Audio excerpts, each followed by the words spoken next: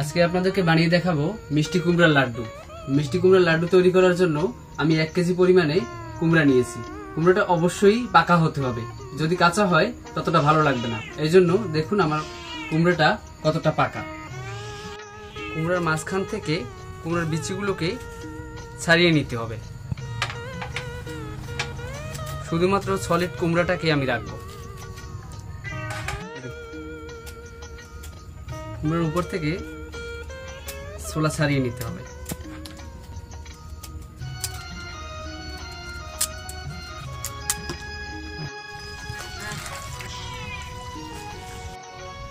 কুমড়াগুলোকে ভালো করে ধুয়ে নিতে হবে। কুমড়াগুলোকে কুচানো মেশিন দিয়ে কুচি কুচি করে কেটে নেব। বড় অংশ যে পাশে ওই পাশ দিয়ে আমি বড় করে কেটে নেব।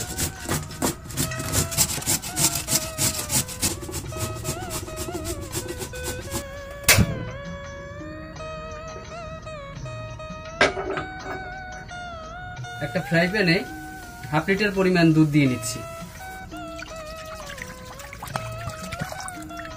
এখন স্লাইস করে কেটে রাখা কুমড়াগুলো আমি দুধের ভিতরে দিয়ে দেব। দিয়ে দিচ্ছি 1 চিমটি পরিমাণ লবণ।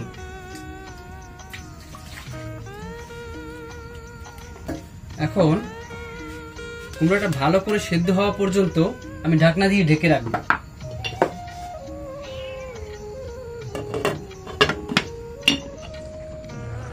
মাঝখানে ঢাকনাটা উঠিয়ে একটু নাড়াচাড়া দিয়ে নেব। এখন আমি এর মধ্যে দিয়ে দেব 1 কাপ পরিমাণ চিনি।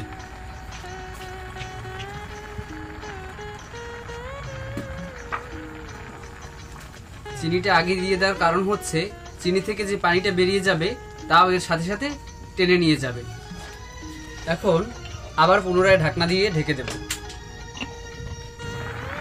মাঝখানে ঢাকনাটা উঠিয়ে আবারও একবার নেড়ে চেড়ে দেব, যাতে নিচে লেগে না যায়।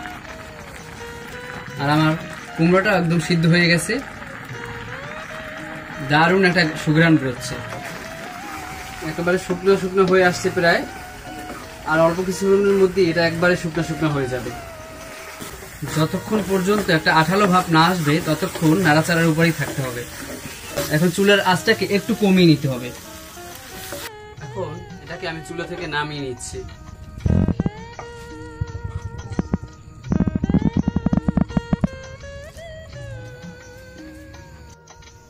কুমড়োগুলোকে ব্লেন্ডিং করে নেব।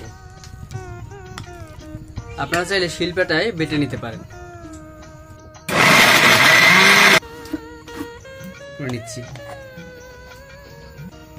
একবারে মিশ হয়ে গেছে। আবার পুনরায় ফ্রাই প্যানে দিয়ে দিচ্ছি সয়াবিন তেল অল্প পরিমাণে।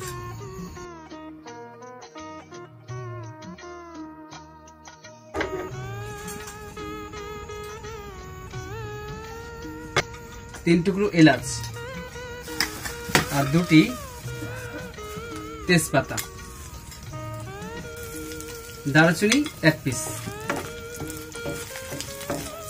যাতে লাড্ডুর ফ্লেভারটা ভালো আসে সেই কারণেই এলাচ, তেজপাতা এবং দারচিনি দেয়া।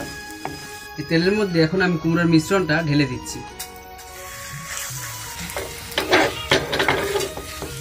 ভালো করে নেড়ে চেড়ে দিতে হবে।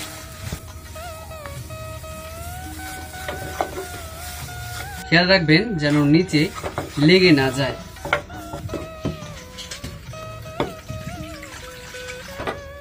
এটাকে এখন আমি চুলা থেকে নামিয়ে নিচ্ছি।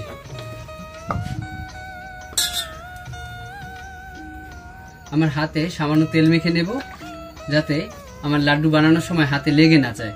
আর সেই সঙ্গে রুটিবেলা ফ্রিতেও একটু তেল দিয়ে নেব।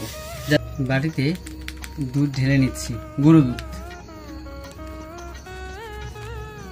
এখন কুমড়ার লাড্ডু বানানোর জন্য সম্পূর্ণ প্রস্তুত। এখন আমি এখান থেকে নিয়ে গোল গোল শেপ দিয়ে লাড্ডু বানিয়ে নিচ্ছি।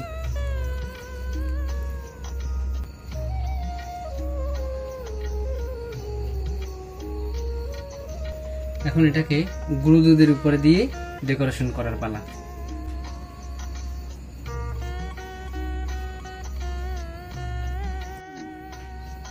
লাড্ডু প্রস্তুত।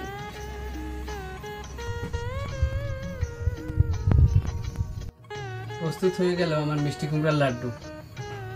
এতক্ষণ সঙ্গে থাকার জন্য সকলকে ধন্যবাদ। আপনারাও বাড়িতে চেষ্টা করতে পারেন।